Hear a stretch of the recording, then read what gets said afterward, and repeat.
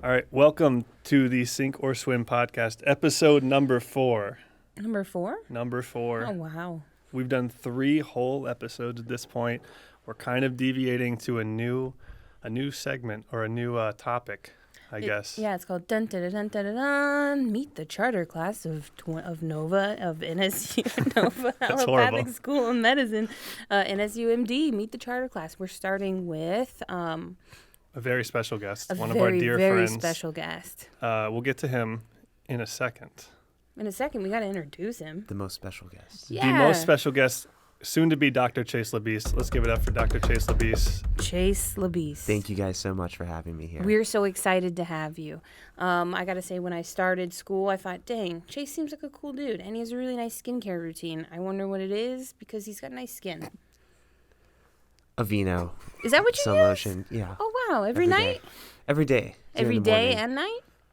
No, at nighttime I use a non-SPF. Okay. Lotion. So he wears sunscreen. I don't See, that's what sunscreen gets you, Mitch. I didn't even think about SPF quantities and lotion, so Oh, it's very important. that explains. So Chase is one of our classmates in the class of 2022. He is a good friend of mine, a good friend of Sam's. He's well beloved in the class. He's a radiology applicant, which is a big reason we had him on, because we want to use this episode to talk all about radiology.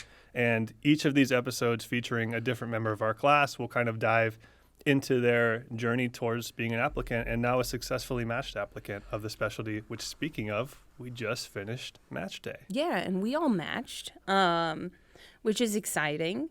It was the first match day ever for NSUMD. It was a very, very prestigious event. The news was there. And hopefully not the last match day. Oh, jeez. It should not be right? the last match day. But if it was a good one, you know? It really was. It was a good one. I remember Mitch getting up there. Well, you peeked at your envelope. Yeah, so the way we did it, just a quick recap, was they gave us our envelopes in like a little students-only room. You had the option of peeking at it, and or you could just give it right back to them and say, no, I'm going to read it on stage fresh. I peeked at it and kind of celebrated with my friends, and then went down and told my wife, which is really cool. And then we read it together on stage. And Sam, you read it live on stage with Uma? I read it live on stage with the med school love of my life, Uma. We both decided to, we were initially going to peek, just like you peeked. Which, by the way, let me tell you about Mitch's face when he found out where he was going to go. It was like if he had won the Super Bowl or something. It was pretty delightful. And then you gave a bunch of people a hug. I think I got one too. I got a hug from a lot of people. You did? Yeah, it's pretty great. Yeah. It was a little weird. Thanks. Yeah. I read it raw on stage. I didn't peek, and it was quite the shock, I would say. Very exciting though. Chase, what did you do? You didn't peek, did you? I chose to read it for the first time on stage, but I think I chose that because of my constant need for procrastination. That's beautiful. Okay, I'm the same way. What's the description at the local news? Unbridled emotion. Oh, yeah. You have that written down. I texted it to you. They were like, like uncapped joy, No, unbridled emotion. You gotta do it in. I thought it was The newscaster voice. Yeah, this. You want to do it, or you want me to do it? Okay. I just thought it was such raw emotion, unbridled joy. That's just what these young doctors ordered. with like flashes of each of our faces in between the sentences. It was beautiful. Yeah. But yeah, match day was great. I think most of our class is very happy. I think us 3 are very happy with where we ended up. And yeah, it's a huge relief, I think, for all of us and for every medical student that matched. But yeah. I ended up at my number 1 choice, which I think is important to, we were talking about it during our last pre-match episode about the percentage of landing in the statistics of people who land in their top 3 versus their number 1 versus their top 5. And we said that number was around 42% to a chance at your number 1 spot. So I matched in my first spot. I matched in my first spot. A lot of people did. Okay, a lot of people did. Pretty awesome. So if that gives any of you future listeners or current listeners any hope, it's possible. It's possible coming from NSUMD. Yeah. I mean that in a good way. It's Yeah. a great school. Well, we're just brand new, so nobody knows. But hopefully we're going out there and making people know about And us. I think you were pretty happy with your results too. Oh, I'm extremely happy with my results. Yeah. I had the opportunity to do an away rotation where I matched. And so I think I have a pretty good idea that I match with the right type of people, or I can be successful as a radiology resident. I'm excited, and consequently, you two are going to go to the same place, which is exciting. Yep, we're going to be, I guess, cross-departmental So you co-residents. guys can work together sometimes. Yeah. You can call him up and be like, "Hey, Chase, I need you to read this, this X-ray for me." We're probably going to be on the phone a good Oh my amount. gosh, that's exciting. I've already promised the first round of coffee to Mitchell and Nafisa. Wow, It's pretty exciting. dang. So yeah, that was just a quick segue into match, but the real reason we're all here is because of soon-to-be Dr. Chase Labiste. Yeah, tell us about your life. Yeah, we want to hear about, I guess, it's hard to, Well, first let's go let's talk about Chase. well, that's what I'm thinking. Is Who I are don't you know, as a person? I don't know where the starting point is, The but you can starting determine point- that. Tell me about your life, Chase. Okay. Which is a very interesting life, in my opinion. Okay. Yeah. I think it would depend on whose opinion you're asking. But Nah. I think I can maybe start from the beginning. Yeah. So, I'm not sure. Well, so I grew up in Miami Springs. Miami Springs. Okay. If you guys haven't visited, it's sort of a small town in the greater Miami area. Okay. Okay. Did my schooling in the small town, larger Miami, before going to high school where I played baseball. Oh, that's right. Yep. And That's right. I mentioned my baseball career because I think that played a large role in my journey into medicine, but also sort of my introduction to nonprofit work and public health work.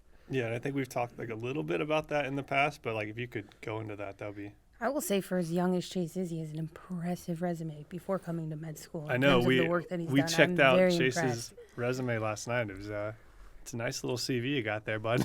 It's much better I than didn't mine. even look at it last night. Like, I think we became friends on LinkedIn a while ago, and I looked, and I was like, dang, good for him. Yeah. He's doing things. Yeah, he's like a doctor. Yeah. Even before you got to med school, very impressive. Tell us about the stuff you've done. So you guys are very flattering. So, No, this is all true. I am continually impressed by the people surrounding. I don't know how I'm here, how I get to be amongst you people, but it's fantastic. So in my senior year of high school, I used to alternate between pitcher and third base. I had a traumatic brain What injury. sport is this? Oh, in It's baseball. baseball. In Okay. baseball. No, I'm just kidding. Okay, So- go on. So while I was pitching, I was hit by a line drive in the head, which resulted in a traumatic brain injury. Months of recovery and years of recuperation, but I think it certainly was an impactful event. I think it had an overall positive impact on my life. So fast forward to past that recovery, I had just started at the University of Florida, and in cooperation with my girlfriend Nicolette, we tried to craft ideas to try to improve the safety of baseball, with relation to concussion and brain injuries. And so we got our introduction to public health sort of by just applying to community grants offered at the University of Florida. And we were rejected several times from the grants. And I think that's one of the parts that gets left out from. Oh, it's the most important part. Yeah. You have to learn from your rejections. The CV says that it got funded, but it doesn't talk about the amount of times that it gets rejected. Yeah, you see the list of publications and posters and grants, and you're like, wow, this person's so successful. They've had not that says you've had an easy time, but like they've done all this good stuff. It must all be good. But there's a lot of stuff behind the scenes that doesn't get on that paper. Yeah, it shows resilience, right? Because even when we apply to med school, and I tell candidates this at every interview day, this is going to be the year where you receive probably the most rejections you'll ever receive in your life. You'll get one acceptance, maybe a few, but rejections are part of the deal. I think I've come to expect to fail 5 times for every success. That's a pretty solid ratio. I don't know if that's. I like that. I don't know if that's discouraging for Not at some all. people, but I think it just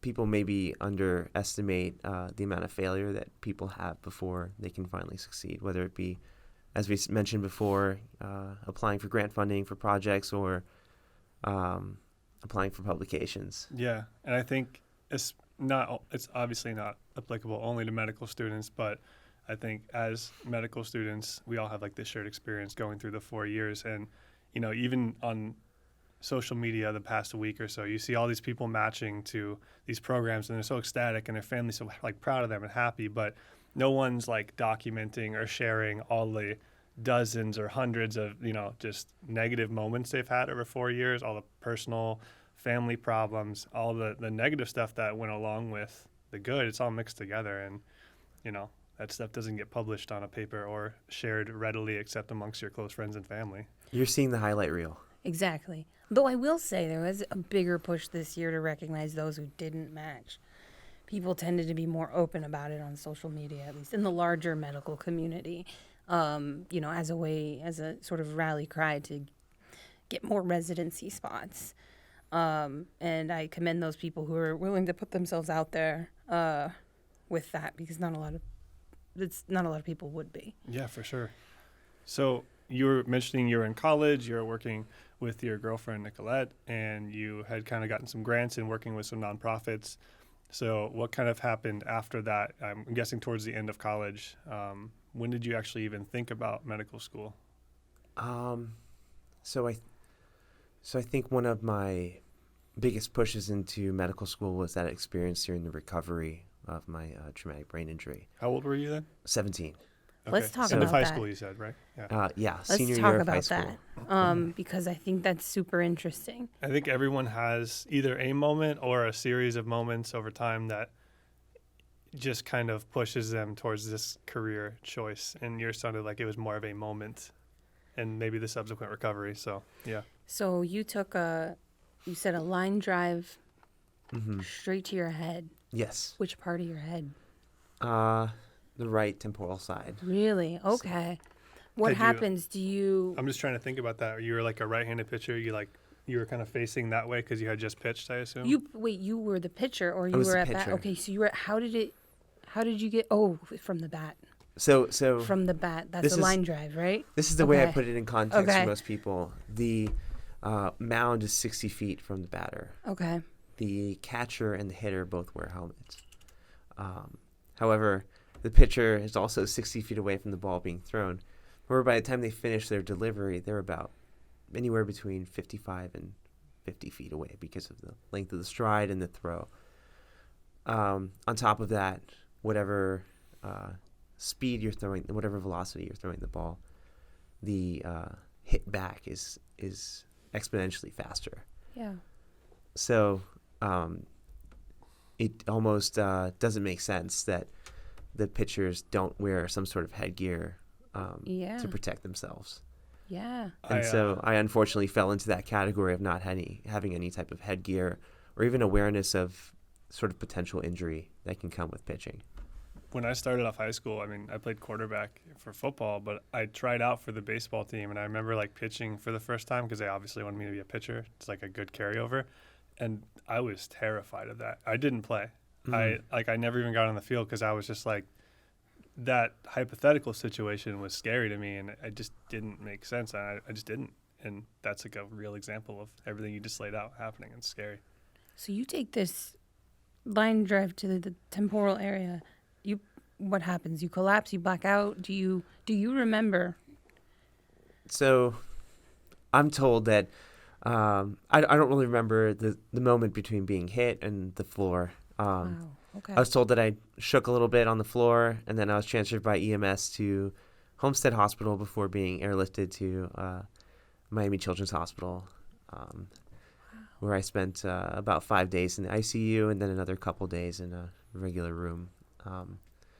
So I was very fortunate to not require any sort of neuro intervention. Okay. Did you have any bleeding, Yes, associated with it? there was some associated bleeding, but there was never a reason to do any sort of intervention to alleviate that bleeding. So they had you in the ICU, probably in an induced coma? No induced No? coma for Okay. me. No. Okay, good. So they just waited for the swelling and for it to go down, and okay, wow. Just continually did neuro checks at the time, which seemed silly to follow a finger and have a light flash in my eye. And you're 17 years old. And I'm 17 years old. Were you terrified, or did you just not understand the sort of gravity of I'm in an ICU? You just thought, I'm in the hospital. This isn't a huge deal. Or what was that like for you? I don't think I understood the gravity of Okay. the situation. I might have been a little bit, I guess, fortunate for me at the time, oblivious to the severity of the injury.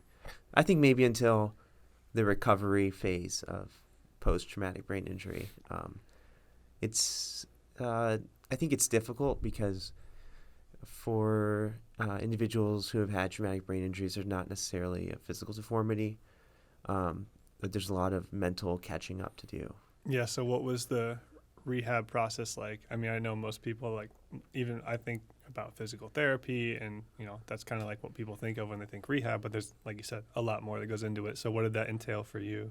So surprisingly, there's I didn't undergo any sort of therapy for my injuries, although I think that would be sort of an interesting concept to explore.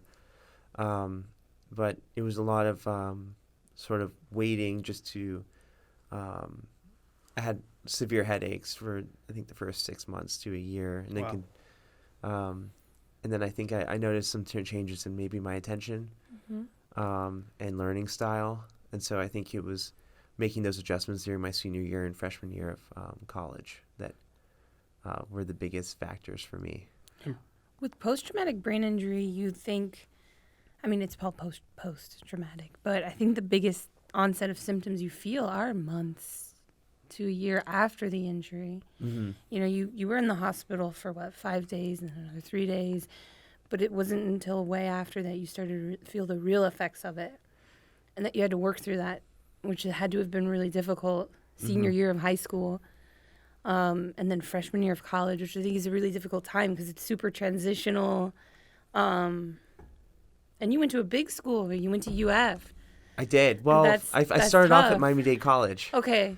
So I think as a result of the traumatic brain injury, my parents and I thought that continuing care with the same medical team would be important. While still beginning that new phase of While college. Jeez, that's tough. Do you have one of those MDC stickers on your car? I used to. Oh, It fell off, Oh, unfortunately. you gotta get a new IMMDC one. is yeah, you need a new one. Is that from Miami-Dade College? Yeah, you don't see them all around. I've never noticed one, no. I think it's the largest. I want to say it's the largest college in the state of Florida Okay. in terms of enrollments. Okay. It's a really good.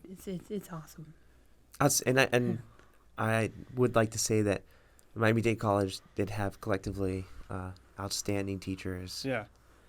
I learned a lot and I've had fantastic mentors from my time at Miami-Dade College, and so. And it's accessible. Miami-Dade College is, it's the enrollment is open. It's a really cool place. It just reminds me back in Central Florida, we had a place called Seminole State College. And I think a lot of the smaller colleges are underrated in a way because I only took a few classes. I took Gen Chem 1 and 2 there as like a transient student, I think they called it.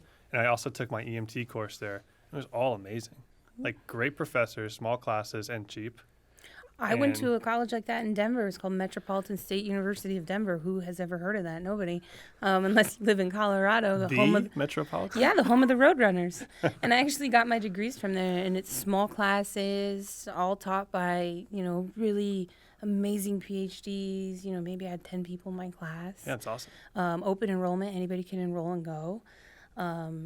No real admission standards. It's just anybody in the community can go. And I loved it. And I got into med school, so here I am. I think a lot of hopeful prospective medical students worry about going to a college before maybe a larger university. Yeah. However, I think that the learning outcomes are really similar between the two. For sure. Yep. Yeah. And so then, you're progressing through college. You eventually transfer to UF or go up to UF. At what point, I imagine it wasn't immediately after or during the rehab process, maybe you started thinking maybe I want to be involved in medicine? Like, at what point did you have that realization? I think it was maybe toward the end of my senior year of high school. And so kind of a very short period of time after. about 6 months after my brain Okay. injury. What was that thought? Like, what was the... I think initial impetus was that I felt as though the care team that I had, whether it was at Children's Hospital or then when I transferred care to the University of Miami with Dr. Ned and Dr. Hott's team, I felt like they had made such a profound impact in my life that if I went into medicine, I could make a similar impact on individuals who are suffering from debilitating health problems and improve their sort of quality of life through sure. medicine. Huh. So then at some point you decided to pursue it, and like academically with the classes and the MCAT and everything. Mm-hmm. So then do you remember like what you were doing or what happened when you got the acceptance to the school you ended up attending here, NSUMD? College of Allopathic Medicine. Okay, so that's fast forward to, so I also took a sort of a gap year a little bit. I did a master's in food science and human nutrition following my graduation. I was about to stop you and mention that. I knew that. I read his resume. Yeah, well, I knew that even before I read the his kid resume. is educated. Yeah, he is. So food science. Food science and human nutrition. That's cool. It was really cool. And there's a lot of really cool things that happen in the food industry. Yep. How did you pick that? Because I know you did like microbiology for undergrad, and then why food science? So That's cool. It is very cool.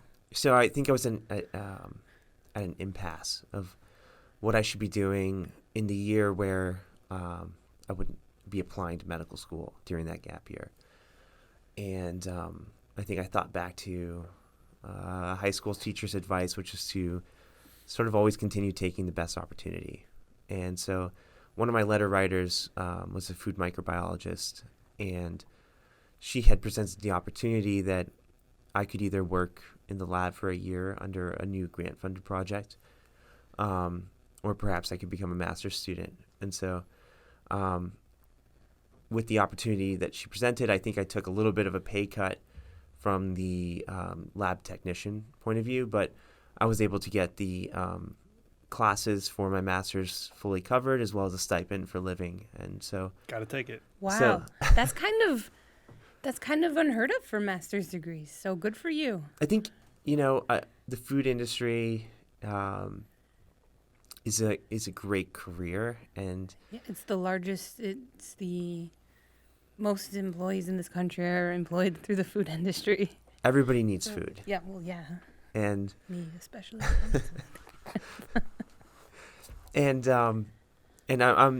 I think at the time I was sort of taking the best opportunity, but I'm so grateful for all the things that I learned during that time, whether it be from the food safety, but also more broadly about federal regulation and law and compliance. And so I had a lot of benefits from doing that master's that were sort of unanticipated. And so you did that while you were interviewing, because it was your gap year. Yes. I got to say, for everybody, from an admissions standpoint, having been on the committee for the past year, and I know other committee members really value when we see people doing stuff during their gap year, like doing a master's, having a job, instead of just sitting around. I was cramming a 2-year master's into 1 year. Jeez.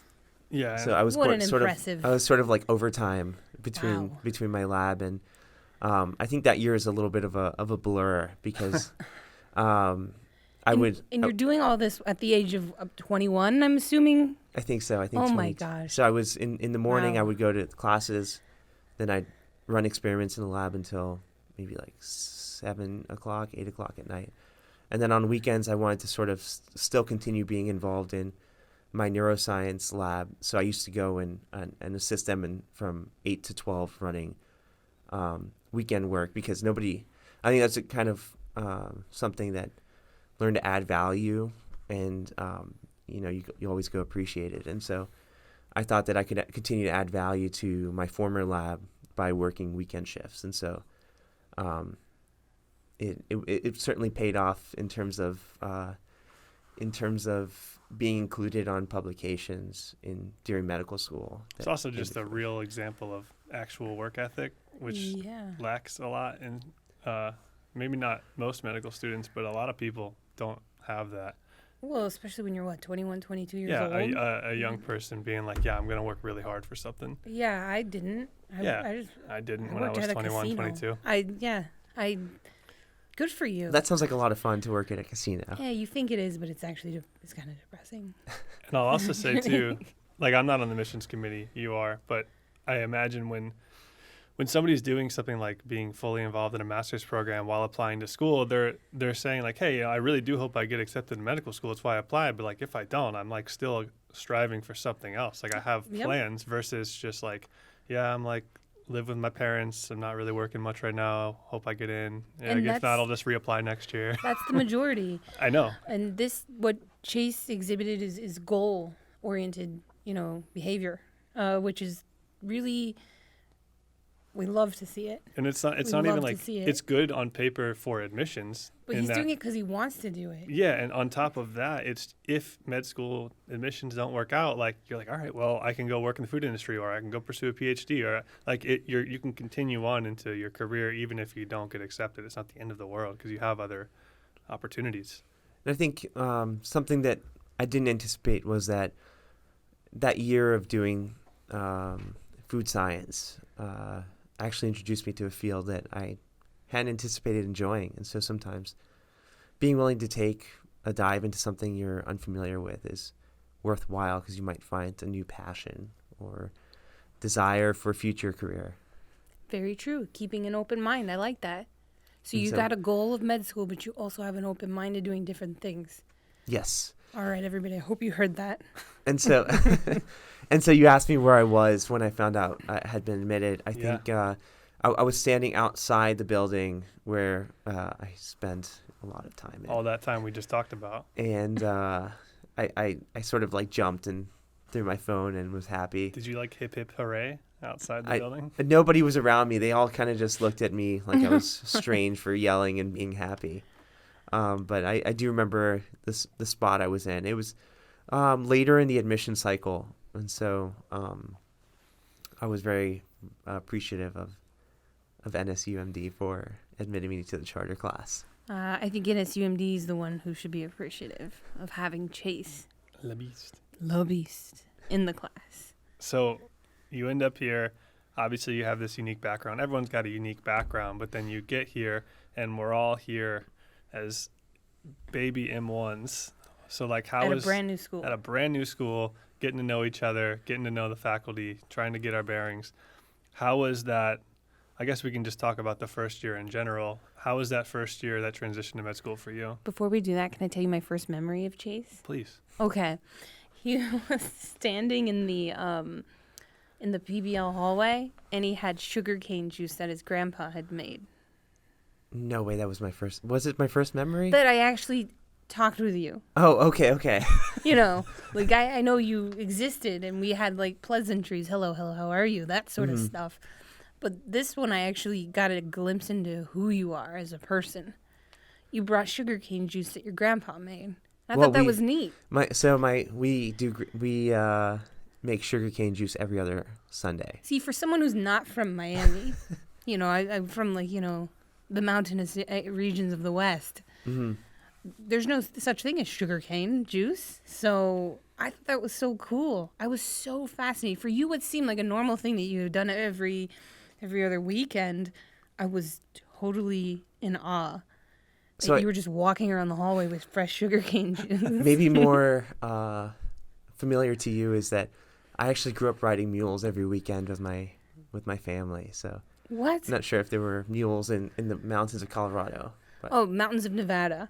Sorry. Yeah, Nevada. There are mules, but no. Wow, really? I did, yeah. Like where? Like on the streets of Miami, or on the streets of Miami? No. It's beautiful. By the Dolphin Mall. That's incredible. By the Dolphin Mall. Right by the Dolphin so Mall. Much. We were sort of continue to push the mules further and further back as the line of development So we used to actually have the mules on the plot of land where the Dolphin Mall was constructed, Wow. or just adjacent to it. So I remember before any of that stuff was around. That's incredible. I think that's so cool. I think that's neat. Wow. Did you put that on your application? You should have. I did not. Maybe that would have been fun to include. Mule Wrangler. Mule Wrangler. Sugarcane juice maker. Yeah, sugar. Yeah. You did mention that on the CV you sent me. You said you mentioned how you like garden and do some things like making limoncello and stuff. Yeah, let's talk about the limoncello. That's an interview favorite to talk about. Oh, limoncello. really? Okay. Because so you got a spiel I think to go. I think maybe not every, but almost every attending and radiologist has taken at least one trip to the Amalfi Coast in Italy. And so everybody that I interviewed with had tried limoncello either recently or within the past couple years. And so I think they were all surprised by the fact that somebody was actually making it themselves. And I think the common question was, why don't you just buy it? No, because it's better to make it. But those lemons are very difficult to come across. So it's a very specific kind of lemon, the Sorrento lemon. So where do you the get peel? that? So the peel is very desired because of the oils that are in it are in a stronger concentration than maybe something like a Myers lemon. And so these lemons are primarily grown on the Amalfi Coast in Italy.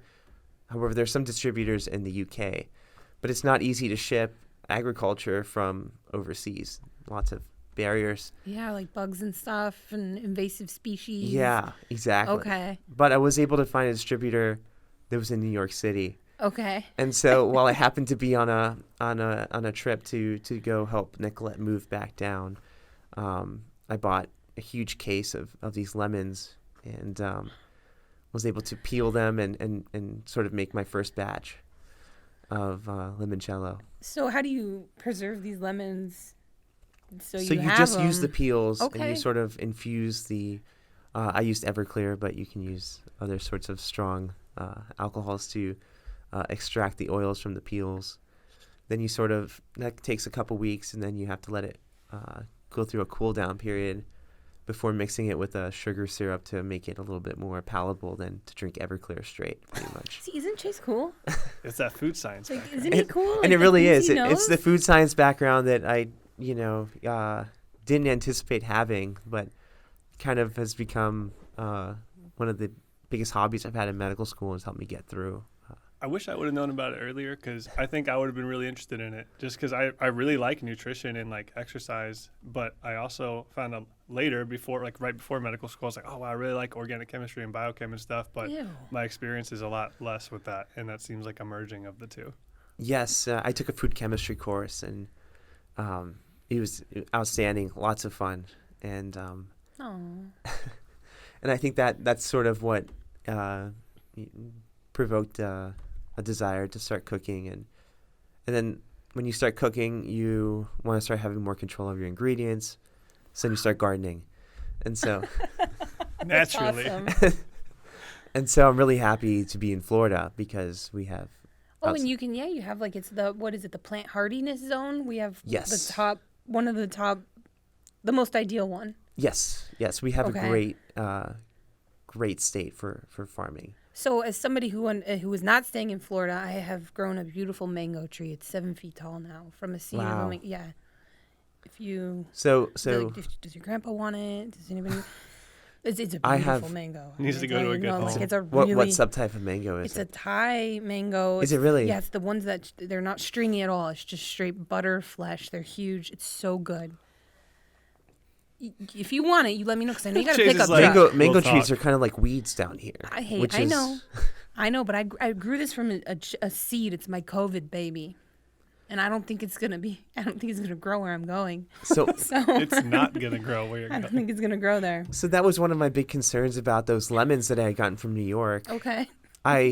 When I took off the peels, I kept the seeds, and so I Okay. started off with about 8 saplings of little, trees to do limoncello in the future, and those seeds. So I was concerned about what I would do if I was going to go up north about those saplings, but I have about 5 left. Wow. We have so much more in common than I ever even realized. Isn't Chase cool? I've known Chase is cool, but like that's the beauty of this is that we just get to sit here and just shoot the breeze for 2 hours or less, and You know what else is cool about Chase? You notice how he's friendly? that's like my first impression of Chase is friendly. He's half Cuban, half Midwesterner. Is that like, true? He has like the perfect combination for a friendly person. My mom grew up in Wisconsin. Okay. And my dad is Cuban. So That's a good blend. Right? That's why he's so nice and pleasant and warm. Wow. Yeah. That is a nice hybrid Yeah, of I know. cultures. Midwestern culture yeah. and Cuban culture. I never thought about that. So do you make tater tot casseroles? I'll start. Oh, yeah. You'll start? Okay. I had my first Frito casserole in St. Louis the other day, and Okay. it was an interesting experience. I think maybe that's a little south to be considered Midwestern, but Yeah. Southern Midwestern maybe. yeah, for Speaking sure. of St. Louis, you were there visiting Nicolette. Nicolette, which is your person. Which Who is- is your person? We met at the University of Florida. That's right. And you worked on getting your grants together, and And then subsequently co-founding a nonprofit together. that's incredible. And then maybe co-founding a life forever together, Yes. hopefully. Yeah. and now she's in if she'll medical have school. you. And she's a medical student herself. Yes, she's in her first year of medical school at Ah. Kansas City University. Congratulations, Nicolette. Congratulations is right. Yeah. But Wow, so you guys are a power couple. I didn't say that. You did. Okay. I'll second it. So yeah, that's a. So that you were is a- asking me about first year of medical school. Yeah, but that was a really solid background of a get to know Chase introduction. Wow. So yeah, then that guy ends up in medical school along with Right? with us. Yeah, right. with us and our stellar classmates. So Chase, you're one of those people that I never had any groups with or anything. I know. I don't know how it worked out that way. It's such a small class. It's There a were- small class, but some of us just never crossed paths. Despite that, always pleasant to talk to you, which I is think nice. one of the benefits of going to smaller med school is that even if you don't have groups with other people, you can sort of get to know everybody, yeah, whether you wanted to or not. I agree. And I mean, sitting here like looking back, I do kind of regret like not getting to know people even more, or like like you, for example. Like you and I are really cool. Like we've always been cool, but we haven't like hung out a ton. Like we have a few times put intramural football together and stuff, but like yeah, it's kind of a bummer to me, I guess. Just like cuz now I'm really getting to know people, especially like with the stress of the match and stuff like kind of unifying us. Now we're all like as connected as we're ever going to be, but then we're about to leave. So, but we'll see each other again. Yeah, So it's small cool. class. Yeah. We'll always stay in touch, I think. I have a feeling. Jason and I are going to be co-resis. See, now you guys get to build. Mm-hmm. But I feel like our whole class will stay in touch. Well, we've only We're known each special. other for such a brief time. Yeah. I think Yeah. we'll be able to continue our relationships Yeah. for Yeah. years And to come. A And brief time filled with responsibilities, and we were all doing stuff, a lot of it. So, but yeah, So, how was your first year? How was your first year of Okay. med school? Tell us about it. first year of medical school, I think I arrived into medical school a little bit burned out. So Yeah, it sounds like our it. first day would you do like a 2 years master's program in like a year and then Yeah. go straight to med school? So our first day of that event that we had in the community center, I had actually just taken a final the day before and driven my overnight. And so I hadn't slept that day. And so I don't really remember a lot of what we did that time, but I hadn't finished the master's, so I actually had to defend my thesis during one of our breaks that we had. That ain't right. And so I think that I missed out on a lot of opportunity to get to know classmates early on in those first couple weeks where everybody was hanging out and during the professional development. Don't worry, I didn't do that either. Okay. Don't feel bad about it. No. I don't feel bad at all, I think. But I think I was able to sort of recuperate during those first couple weeks of professional development. And so I think that my first year of medical school was maybe a little bit different than I had anticipated. And How so? I think that we had a lot of free time to study. We did, right? And, which I think was a huge benefit. Okay. Was it a nice change for you? I think it was a nice change of pace where before I was sort of dedicating my time to other pursuits. Now it was individual to what I wanted to be doing. And I think that's kind of a misconception, at least I had about medical school, is you think that it's going to be like just all encompassing, like all of your time is spent studying morning to night. And like maybe at some schools it is like that, but I think that our school has provided us with a lot of flexibility. And if you are disciplined in your time and you manage it well, it's fairly manageable and probably more manageable than even like your master's program or even some undergraduate programs are. It's just a lot of material. But you have more free time to make up for that. And we get so much free reign that if you're a procrastinator, such as myself, and it sounds like you as well, you could get yourself into trouble with that. And I appreciated, I think, the change in the way that outcomes were, I think, happening. So, for example, during my master's work, when you set out to answer any sort of scientific question, you might not like the answer when the results don't come back positive. However, so your time's not necessarily correlated with success. And so I think that with medical school, I saw a more direct correlation with time spent studying and success on exams. Yeah, it's and like grades. you get in you get out what you put in. Yeah. Very true. Either way. When did you first, because, we're here and you applied to radiology, successfully mastered radiology. When did that kind of come on your radar? Was it when you came in, before you came in, or at a certain point during med school? I think that our classmates had sort of pegged me as maybe a more radiology-focused individual early on. Why is during that? PBL. I think that I can come across as more of a quiet or introverted person. Okay. And I think that that's more associated with being in the field of radiology. But I think I would just mention that to say that I don't think that I'd always been open to a lot of different medical specialties, but it wasn't until our COVID had pushed back the start of our clerkships and we did the online radiology elective where I thought that radiology might be the right field for me. Were you in that with me? Because I did that. Yeah. Yes. We all were. Yeah, it was just. Most of us were. Yeah. Almost the entire class was. I haven't thought about that in a long time, but yeah, it was really good. Shout out Dr. Banks. Shout out to Dr. Banks. Yep. And yeah, we can get to Dr. Banks later about his sort of support of, I think, most of the students applying in radiology. Ooh, yeah.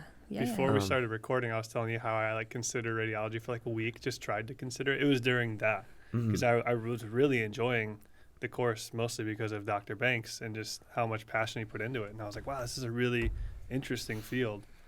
So that was really the start of it for you, or that really made a good impression on you? I think so. I think that primer in radiology really helped me to add value to resident teams as a medical student. That's a good way to describe it, a primer in radiology. Yeah, and I think a lot of schools strive to incorporate more radiology earlier on. And that primer that we had really gave us the opportunity to feel comfortable looking at even some more complex scans. I think we got into MRI at the end. We had it in our first year, too, in our HSF lab. Yeah. And I loved those sections with Dr. Banks when we spent time at the radiology table reading images with him. So we had it, from day one, day one, radiology exposure. Mm-hmm. Mm-hmm. And obviously you're not well-versed or versed at all in radiology then, but at least you're getting like kind of a primer, like you said, of just, this is what these different modalities are. This is when they can be useful. so that when you are seeing it for the first or second time in a real person, you have some background and you're not saying, oh, that's cool, that's what an x-ray is. When you're reading an x-ray for the first time, you get a little primer. Well, and I think I'm always trying to look for how I can add value to either a team or a situation. And so having that primer during my clerkships, my strategy, as we mentioned before, I think we anticipate not having a lot of time, but if you arrive early to your clerkship and you maybe do some prep work, you'll have more time than you anticipate. And so I would use that time to review patient scans for sort of the whole team's patient list.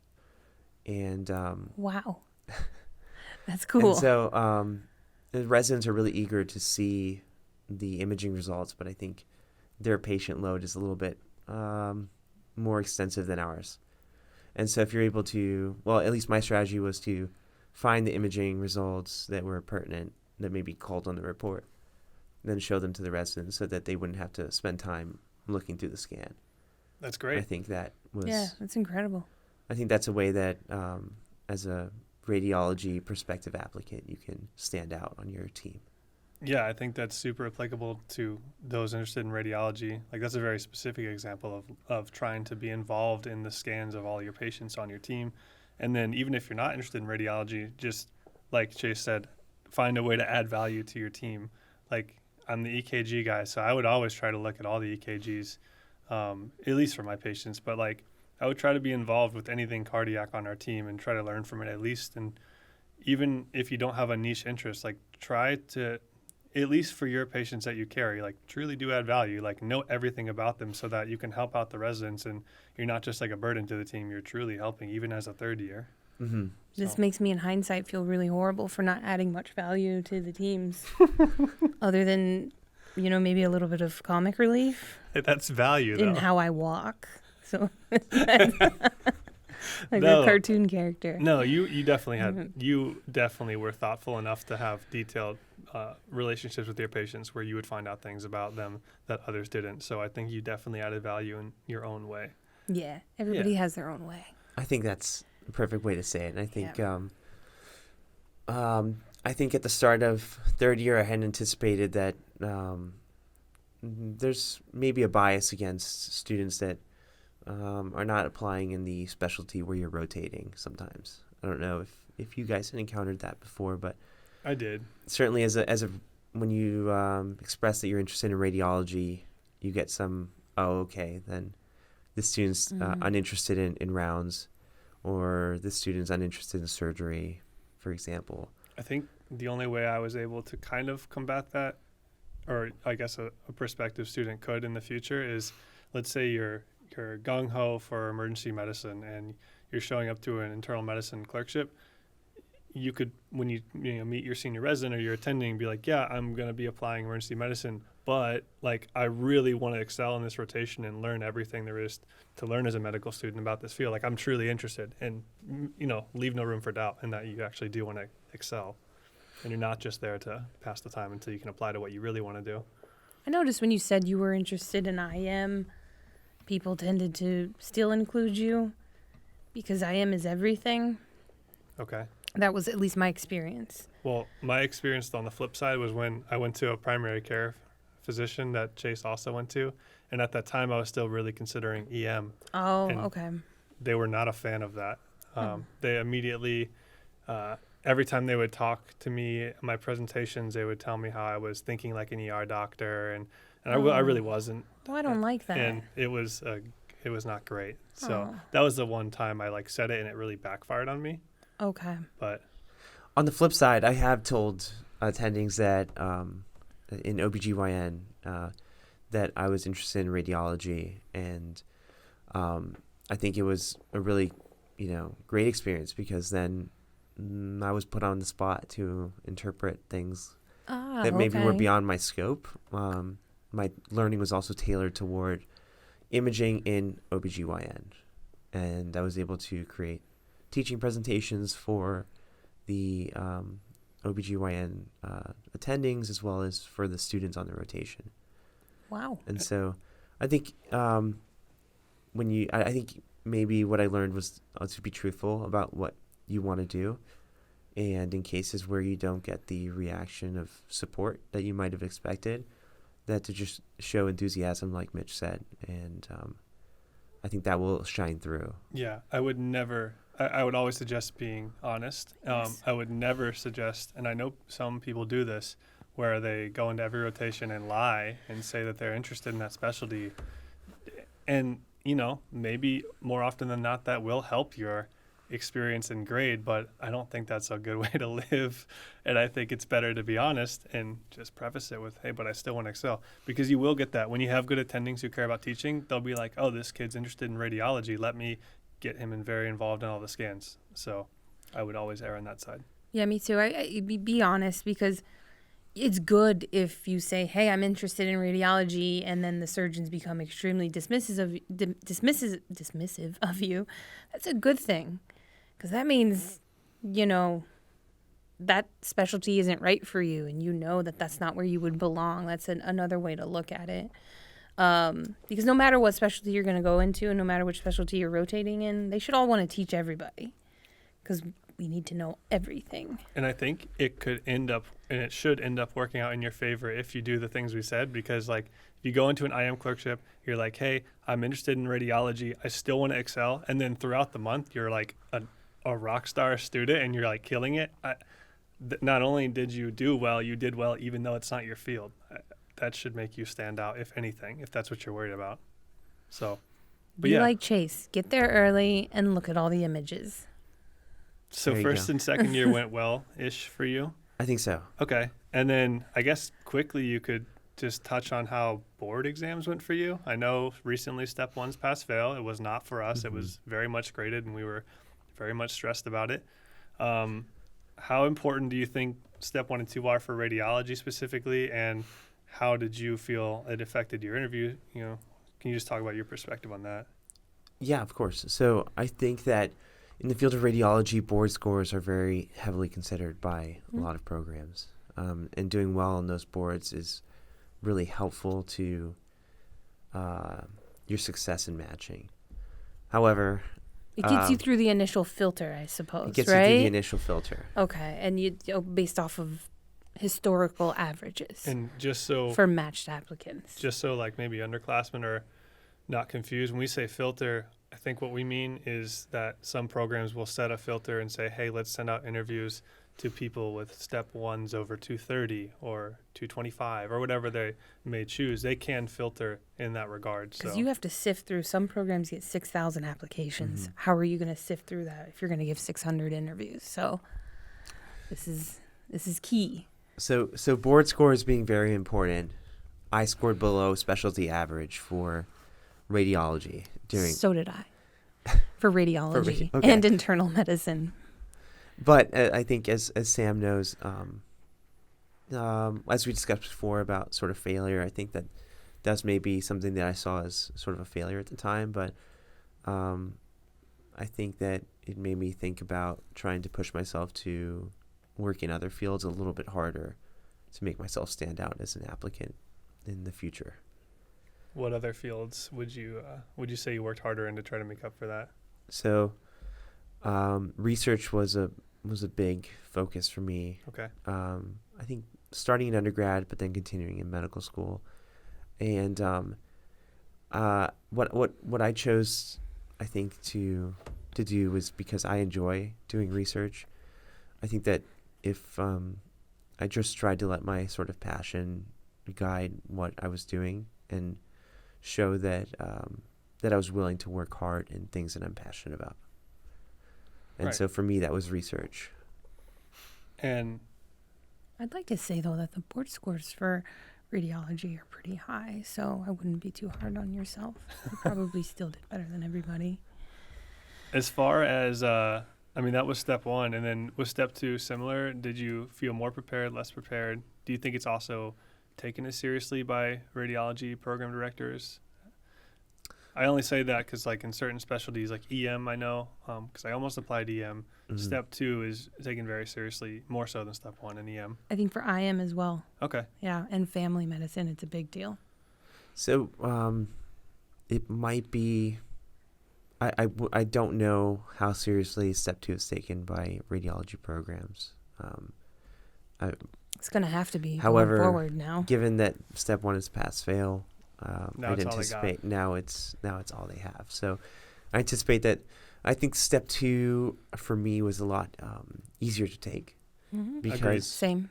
because the information is not necessarily an esoteric fact, but rather most times it's the next sort of logical step in management. Clinically applicable stuff, generally speaking, not always.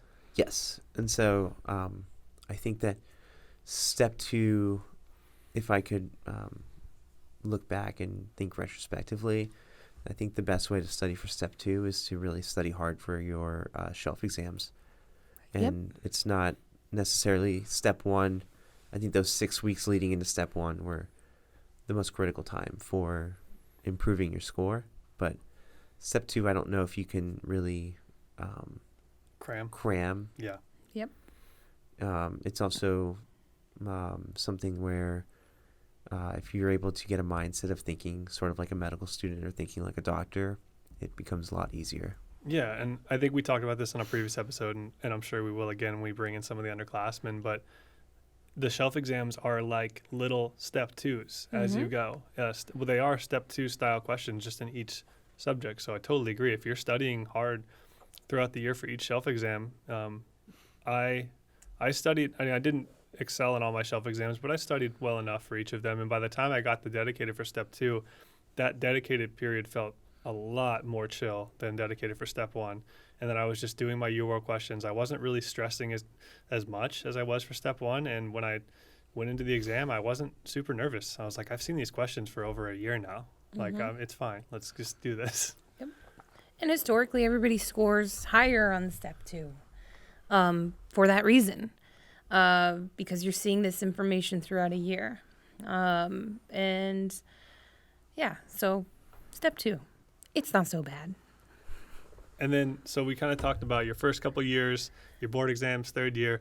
So then that kind of leads up to application season. So how'd you prep your app for rads? When did you know you were going to do radiology? At what point during your clinicals?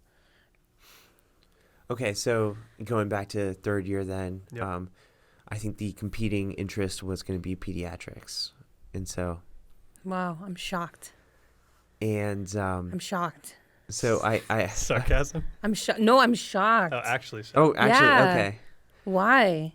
Well, I think that my interest in pediatrics was because of my experience. Oh, because if you're okay. From I my- see. I so- get it. So the whole reason for me Okay. going into medical school was because of traumatic brain injury and working Right. with, So you could be children to working with recuperate children. injuries, and so You're just so bright and nice. You'd be a good pediatrician. Oh, well, he'd be an excellent pediatrician. Definitely. And so I still had my open mind for pediatrics, but I think part of determining your fit in where you are in the medical world is seeing how you fit in with your colleagues. And I think that I think that I would not have been a good fit as a pediatrician based on my experience rotating in pediatrics. I think that's a really important thing for second and third years to kind of think when they're going into their rotations. Really just pay attention to the people you're working around. Not that you have to get along with every single person in that field, but there is a definite collective difference in the personality and mindset, not so much personality, but mindset of internal medicine physicians and their various subspecialties. There's also differences versus pediatricians, EM doctors, primary care doctors, radiologists, OBGYN. They're very different. I hate the word vibes, but they're different vibes. You know what I mean? You couldn't be more correct. And that's what you should use your third year for. I know a lot of people want to go into third year, excel, get all honors, but really you should go into third year with an open mind of, is this my lifestyle? Are these my people? And do I like seeing these types of patients? And is the life of that attending the life that I want? Correct. Not the residents. Yeah, not because that's what you're, quick. And like Jason and I were talking before we recorded about how awesome our EM rotation was as a medical student. It's so much fun. You're just seeing patients doing stuff, and there's like minimal responsibility. It's a blast, but very different than the attending life. Not to knock on EM, but like your experience as a medical student is different than the life of an attending. So just try to figure out what that attending life is like. For IM, it was fantastic. Yeah, that's why we're doing it, bro. Yeah, it's fantastic.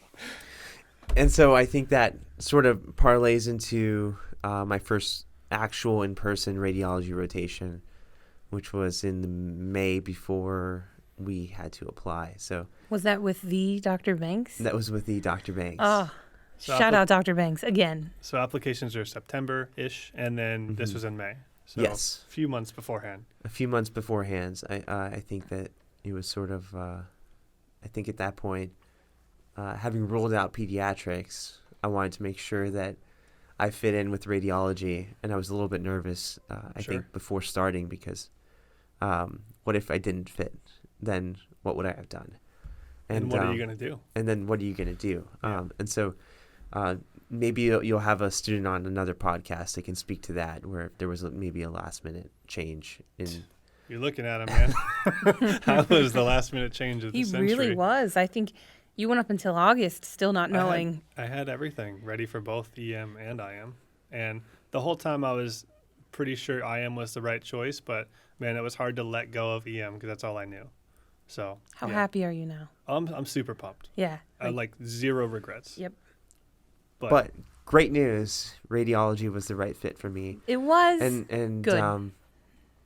I think there's always like a formal answer as to what you give to why you went into radiology, but then there's also maybe the informal stuff like we were talking about in terms of fit. And for me, that was seeing an energy drink on the desk of the residents and also of the radiologist attendings.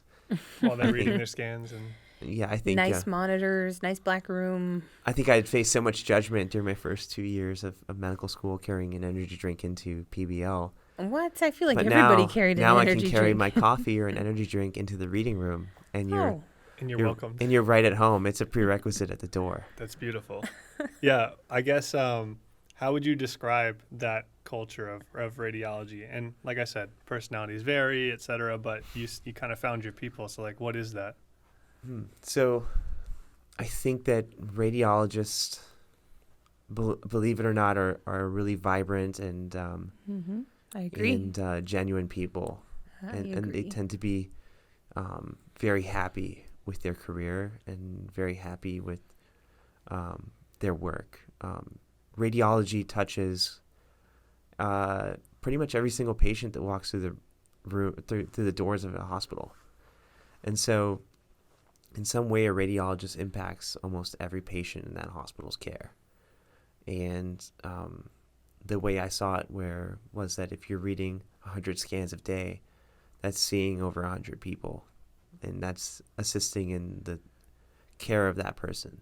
So Yeah, sometimes a minimal amount, and sometimes it's like a life or death situation, and your read really does impact them directly. yes, and so I think that I really appreciated the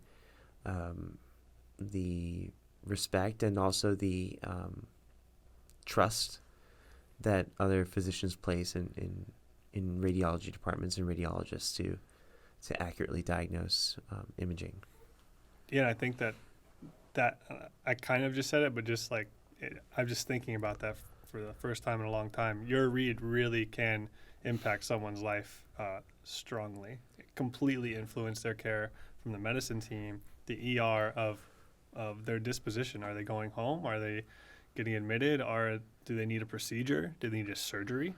And it's off of your interpretation of images, which is very profound, I guess. And the gravity of your misses are also life-changing, Yeah. whether it be an immediate change or whether it be long-term. A miss on any scan can result in profound change in that patient's life. And I agree. You guys are the nicest bunch of people in the hospital. I'm telling you. I've met a good handful of radiologists, and they've all been pretty awesome. It's just fantastic people.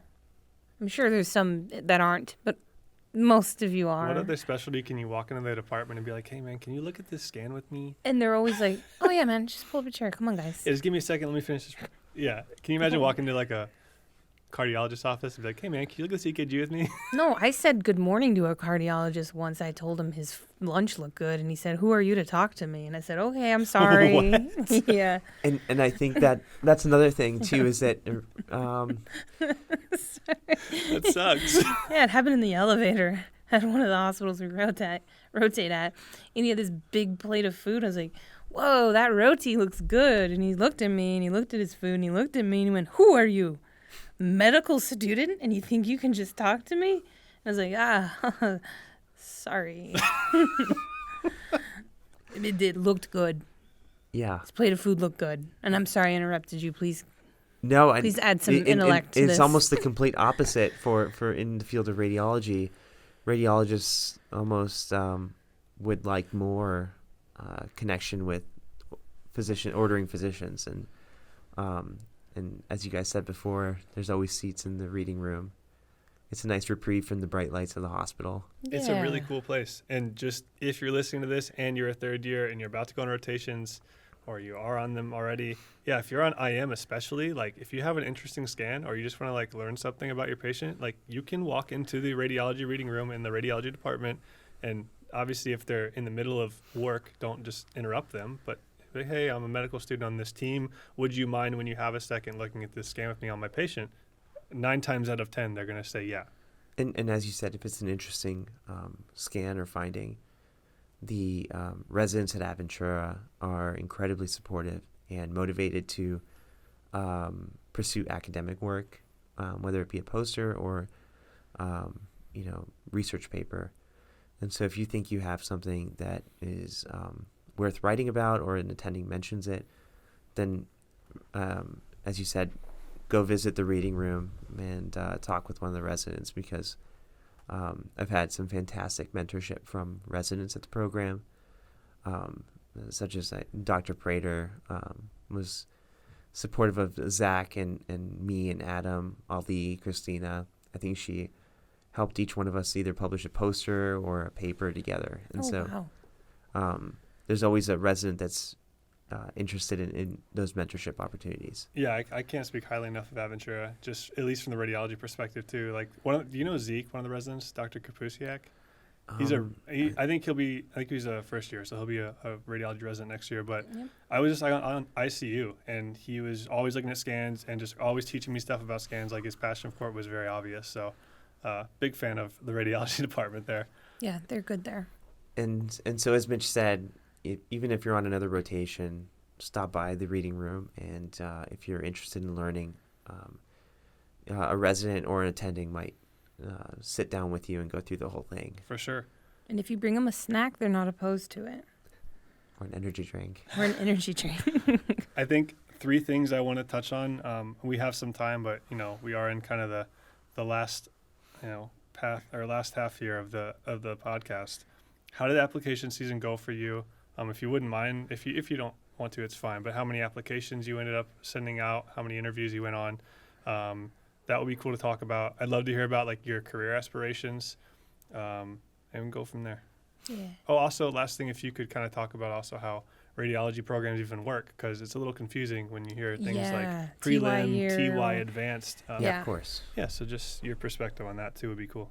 Okay, so I'll break down the way that you apply. So when you apply to radiology, there's sort of 2 different areas of radiology. There's the interventional pathway, interventional radiology, and then there's more of the diagnostic side.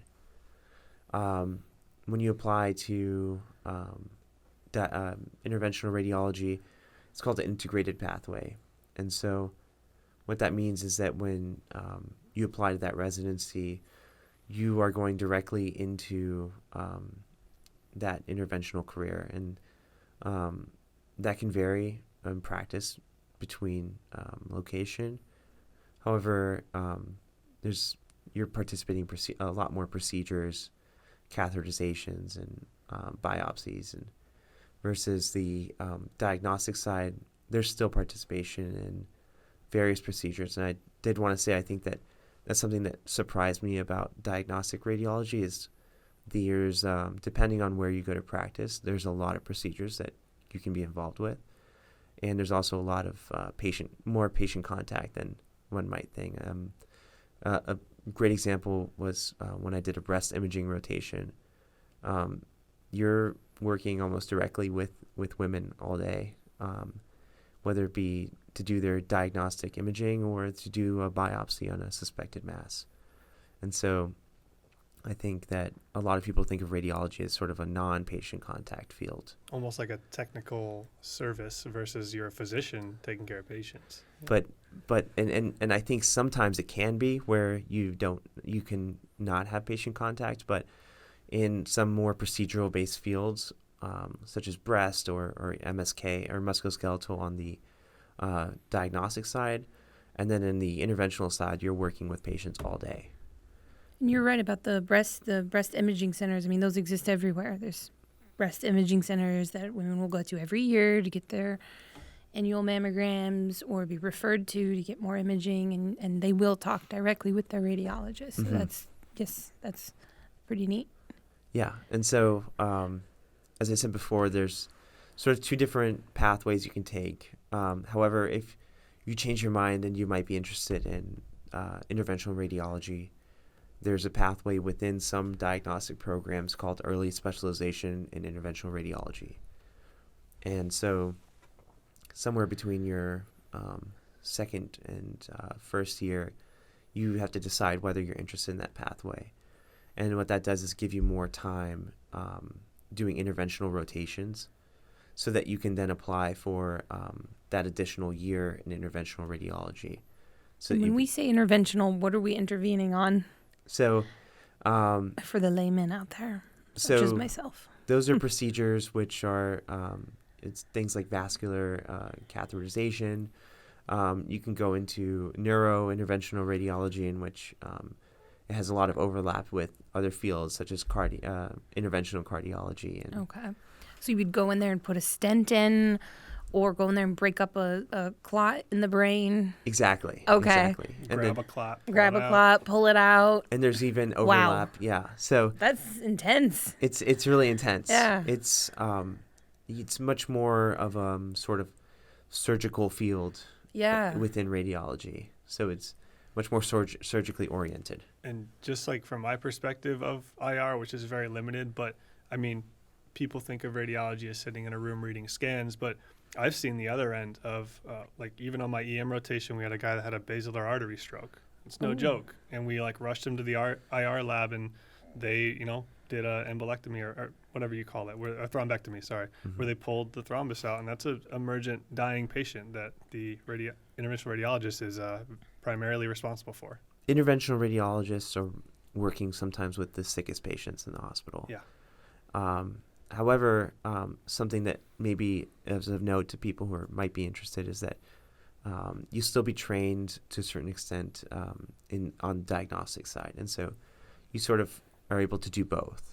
And in private practices, you might be expected to do both diagnostic and interventional. So in your off time, you're reading on the diagnostic side. And then during procedure time, you go and do that intervention.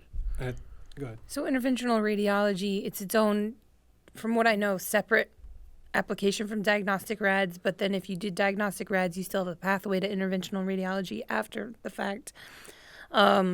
But from what I recall, interventional radiology is uber competitive. Yes. Like one of the most. So interventional radiology is extremely competitive, and every applicant that I've met that has applied to interventional radiology also applies in diagnostic. Okay. And they target programs that have the early specialization. Okay. Because that makes it easier to apply. That being said, you can still do non-early specialization interventional radiology. However, that would take an additional 2 years of training versus the 1 year of training that you save on the early specialization side. This reminds me of our classmate and friend Mason that applied to integrated plastic surgery, but you can also do plastic surgery through general surgery. And then most people that apply to plastics also apply to general surgery. So you may have an end result in mind, but there's multiple pathways to get there. And I've met also residents that applied in interventional radiology, didn't get it, and then stayed in diagnostic, but were happy with the amount. They were interested in doing procedures, and they were happy with the amount of procedures that are done in something like, for example, in body diagnostic imaging, where you can still do biopsies and other types of smaller procedures. And so it kind of scratches that itch without necessarily going into interventional. And so they've You can do nuke med too, right? and you can do, Which is cool. You should do that. yeah, it is. Yeah. It is very cool, and I think you have a little bit of bias because of for nuclear medicine. But yes, and there's so much variety in the practice of diagnostic radiology, and I think that students should try to explore maybe shadowing 1 or 2 days and with a resident to see what they might be interested in. But diagnostic radiology was sort of very competitive this year. There It was a big one. it was a big year. It's on its way back up. It saw a spike in applicants this year. Okay. But And you matched. You made it. And I I made had it. no doubts because you're incredible. Would you be willing to share like how many places you applied to, like how many interviews you went on, how that How many went? ranks you had? Yeah, of course. So, diagnostic programs range from whether they're categorical or advanced. And so, a categorical program basically means that of your 5 years of training, they guaranteed you a spot in their preliminary program, Which is your intern year, essentially. which is your intern year. Okay. And so, depending on which program you're applying to, that can be a guaranteed spot. For example, at Aventura, they guarantee you a spot in their transitional year. Your transitional year is, simply say, sort of an extension of fourth year where you're rotating in different areas of the hospital. Also your intern year, just Also, your intern year. And we've Little- worked with some we call them TYs. Yeah. And we've worked with a lot of them at Aventura. They'll be on every, an IM. Mhm. They'll be on ICU. I had one on my psych rotation. They do it all. They do it all. Versus you can also apply it in internal medicine as well and just do your whole year as though you're an intern in internal medicine. So that would be like a prelim. Prelim, and IM. Prelim, Yeah. IM. And then, Okay. so those you can also apply to, which tend to be a little bit less competitive than transitional years. Okay. For funding reasons, right? I'm not Is sure. what I read it's for funding reasons, but Yeah. and you can also do prelim surgery as well. And so people who are applying interventional radiology are encouraged to do surgical preliminary years. Oh, okay. And that's because you're going to be doing so many catheterizations and operating room procedures that May translate better. it might translate better. That being said, you don't always have to. Okay. And I have met residents that have said, I did a transitional year and I'm in interventional radiology. So what did you apply? Which one? All of them? Or I applied in prelim medicines. okay. I applied in transitional years, and then I also applied to a pediatric preliminary year Oh, cool. in Kansas City. Okay. Okay. I think because of that sort of interest that I had in pediatrics. Yeah, and Nicolette. And Nicolette is in Yeah. Kansas City. And so I thought it'd be really great to spend a year in pediatric Yeah. floors and rotating. Best of both Aw. worlds from what you were initially interested in too. Yes. Oh, that's cool. So how many Yeah. places did you end up applying to, if you remember? So I applied to about 10 preliminary positions, which I think is below the average because I was more concerned with location rather than trying to get a transitional year. Other applicants do anywhere from 15 to 20 transitional year applications, Okay. if that's the route that you'd like to go. In radiology, on the radiology side, I applied to about 82 programs in total. Do you know where that falls as far as the average? I think that's far above the average from last year. Okay. However, the reason I chose to increase the number of applications was that because the interviews were on a virtual format, Mm-hmm. there was, from my understanding, people were less likely to refuse an interview due to travel. Yeah.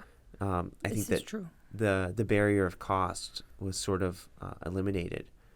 And so my intention was that I would have rather over-applied than under-applied. And because once you miss that first wave of applications,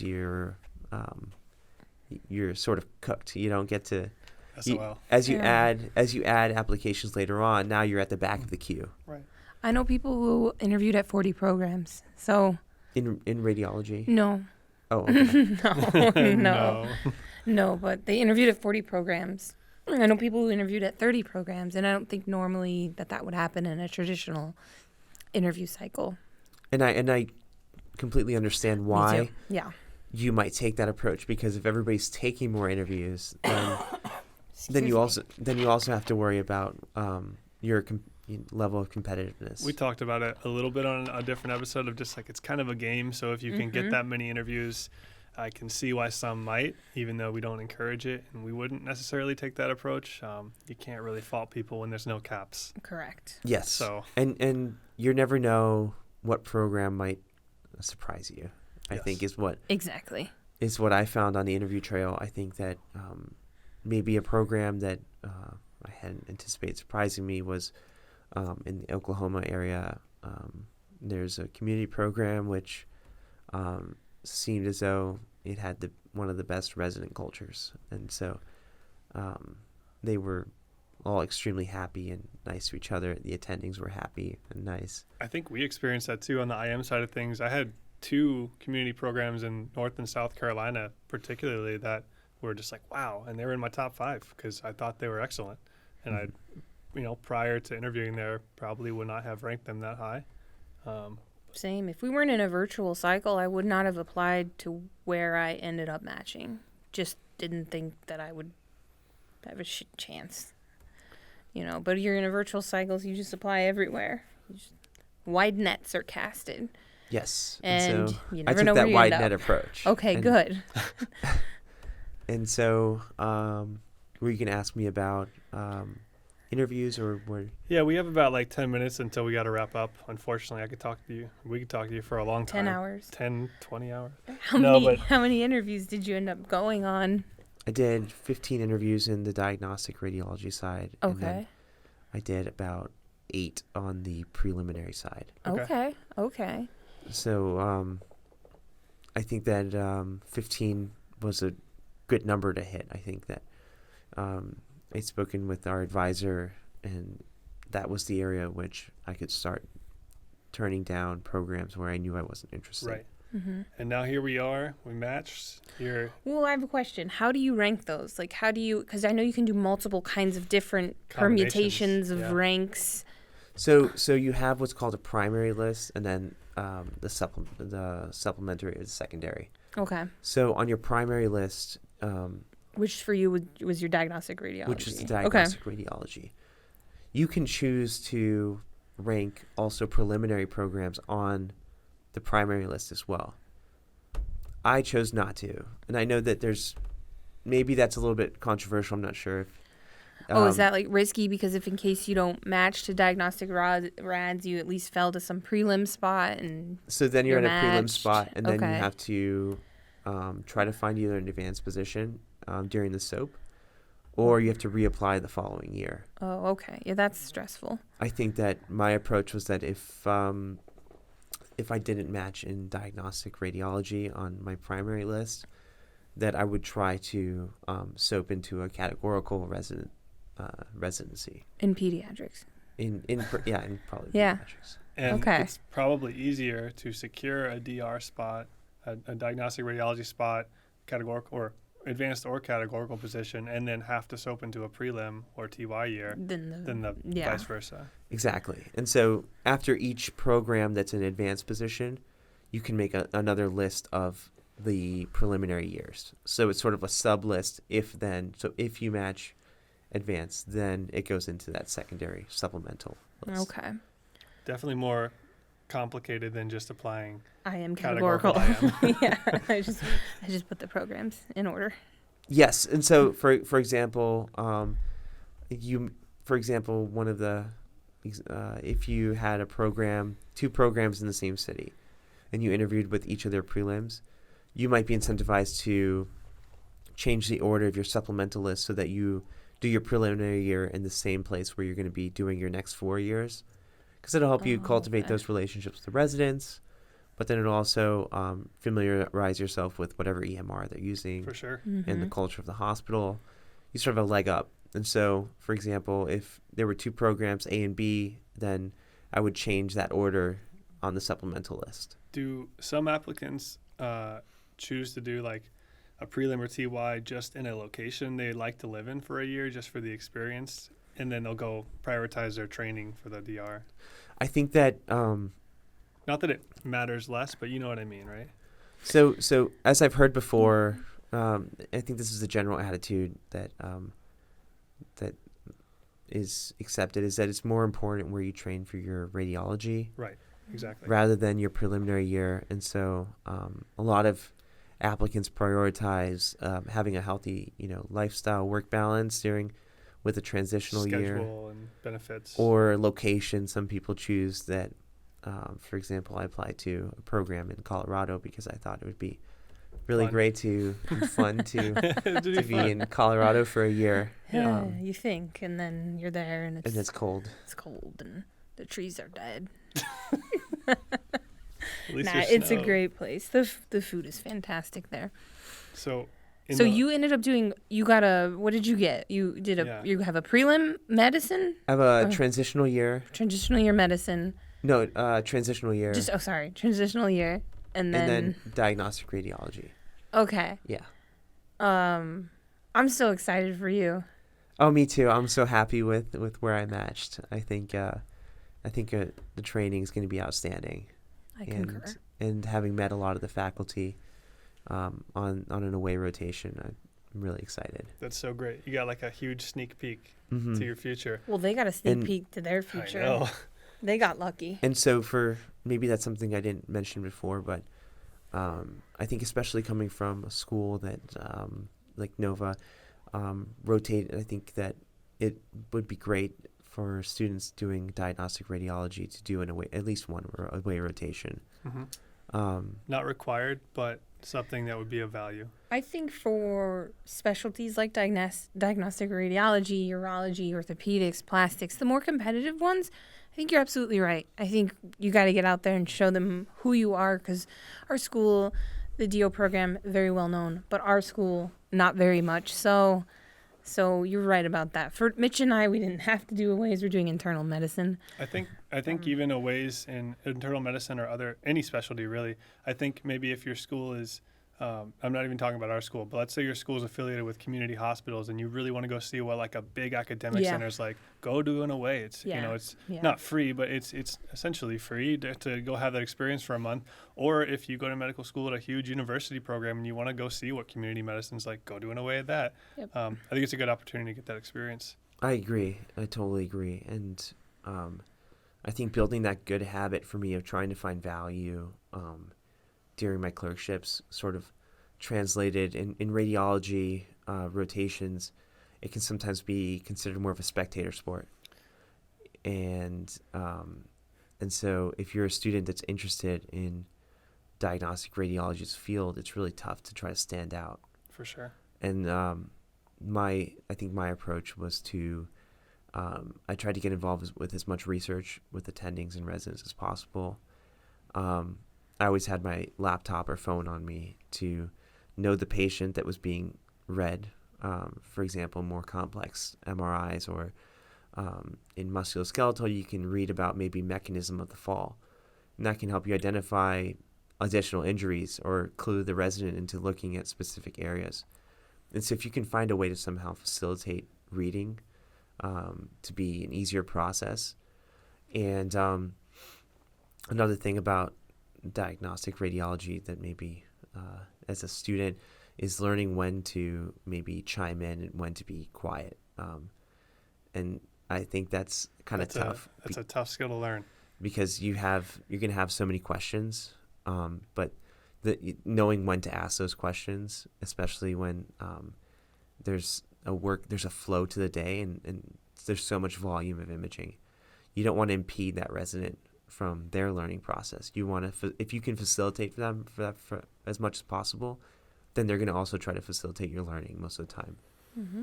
And so for me, I found the way of adding value by reading about the patient or by pulling up articles, about specific kinds of imaging findings. And so, I think that was really helpful. For sure. Wise words. I think in this last few minutes before we have to wrap up, if you could just not necessarily elaborate on, but just like list the different possibilities or career possibilities and paths you can do off of after your DR training, and then maybe like what you're interested in doing at this point, and then maybe we can close out.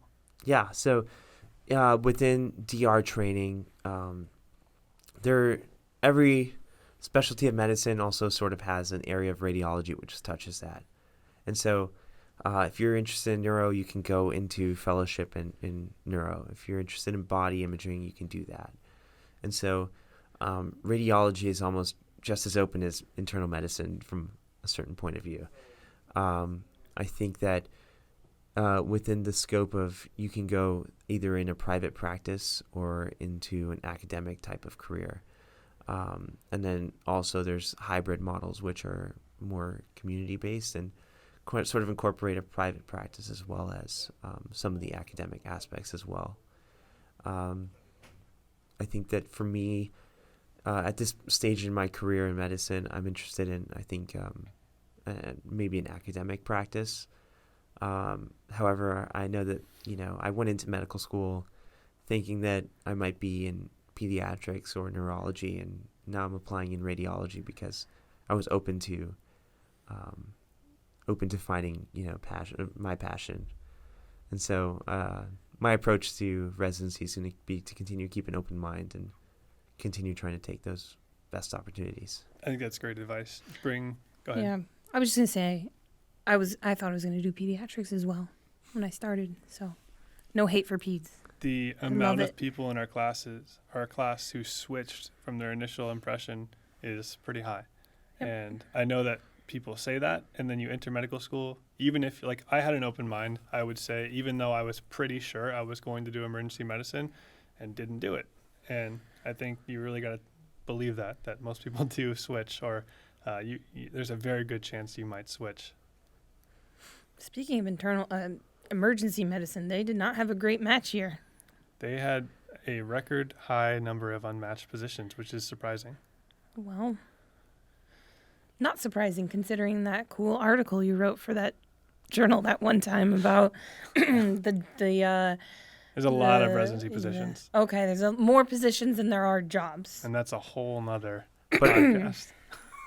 But I think that, in the field of emergency medicine can continue to grow. And I think it's a lot of opportunity for those people. I think the skill you get doing ER or emergency medicine is unlike any other. And you're right. There's opportunities in a lot of different ways. And even though, like, emergency medicine, at least in the past year, has been the brunt of a lot of pessimism. Yeah. I think that every field will ebb and flow, and we don't know. Like, no one knows what it's going to look like in 5-10 years. And even anesthesiology, like, people have been dooming, glooming anesthesia for the past 20 years from what I've heard from talking to many of them. And it's peaking right now. Like, they're thriving as far as their job market and stuff. So I would say EM doctors have the most utility and are probably the most useful doctors to society. I concur. Yeah, because when everything, shuts down and there's some sort of pandemic or the world ends, who's going to be able to help you? Chase Labiste, An radiologist. EM doctor. Well, if there's no power, how's he going to read your image? That's a good point. Do you ever thought about that? Well, I think that I've had a great time on your podcast today. Thank you for coming, Chase. We really enjoyed having you. I was concerned that any floaties, but I think I made it Like little through. floaties around your arms? Yeah. Why? Because you thought you you'd would either sink? sink or swim, so Yeah? I was afraid I might. Hey, man, it was really fun talking to you. One thing we didn't get to talk about, but real brief, Chase worked at Quiznos, and I like Quiznos. I'm a fan. I thought that their French dip sandwiches were pretty good. Okay. Yeah. I'm a big fan of the carbonara sandwich. Oh, that's a good I had one. that back in the day. That's Yeah. a good one. Yeah, and I think shout out to my first job in Quiznos. Shout out Quiznos. Shout out Quiznos. Dude, they still exist? They do. And okay. their owner was so supportive of me, I think, during my first years of college and just letting me, craft my schedule. And I think it helped me a lot because it's a service industry. And Yeah. so in a large part of radiology is about service, to other attending and physicians as well. And so taught me about that. Shout out Quiznos, man. Shout out Quiznos. Shout out Radiology. Shout out Dr. Banks. Shout out Dr. Banks. Shout out Chase Labiste. Thank you for being here. Yeah, thanks, man. It was really fun. It was great getting to know you more. And hopefully this was useful to any aspiring radiology applicants. Having sitting here, would you recommend your classmates come on the Sink or Swim podcast? Yes. Okay. He shook his head no and said yes. Don't believe him. We don't have him hostage. Yeah. It's been fun. Thank Thank you, you man. for being here. Thank you, guys. I had a great time. Until next time, we are going to try, we have already planned some other students in our class to discuss their journey to their other various specialties, and it's going to be really fun. Excuse me, the smoking is catching up to me.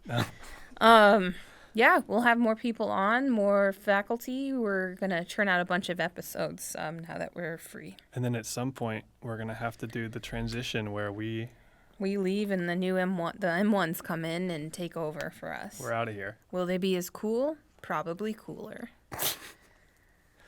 Thanks, guys. Thanks for listening. Play out music. Da-na-na-na-na. Play out music.